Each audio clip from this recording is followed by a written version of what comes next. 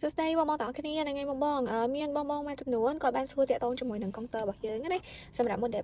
0408នេះសម្រាប់កុងទ័រគឺយកប្រើជាប្រភេទកុងទ័របែប digital ហើយកុងទ័រយើងគឺដូរ mode បាន3 mode អញ្ចឹងនៅក្នុង mode នឹងមានអីខ្លះខ្ញុំនៅបង្ហាញបងអញ្ចឹងសម្រាប់ mode របស់ model 0408នេះគឺមាន normal mode eco ជាមួយនឹង sport mode អញ្ចឹងបងអាចប្រើប្រាស់តាមក្រៅទេសៈផ្លូវនៅពេលដែលបងបាក់បោបានណាហើយនឹង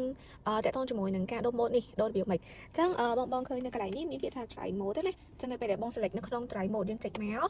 គឺវាបង្ហាញនៅក្នុងហ្នឹងហើយវាមាន sport mode normal ជាមួយនឹង eco អញ្ចឹងបើសិនជាបងប្រើប្រាស់នៅផ្លូវធម្មតាឬក៏ផ្លូវក្នុងក្រុងណាបងអាចប្រើជា normal mode បានអញ្ចឹងនៅពេលដែល normal mode សម្រាប់កុងទ័រនេះគឺវារត់ធម្មតា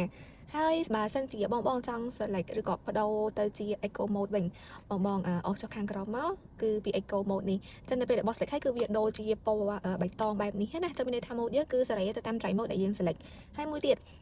សម្រាប់ mode ទី3ក្រោយគេហ្នឹងគឺ sport mode ចុះបើសិនជាបងប្រើប្រាស់ sport mode បង select មកគឺវានឹង load ចេញជាពណ៌ក្រហមបែបនេះអាហ្នឹងគឺសម្រាប់បងដែលគាត់ចូលចិត្តតាក់ទងជាមួយនឹងឡាន sport ណាអូយត្រូវមែនតើហ្មងកុងទ័រនេះ design មក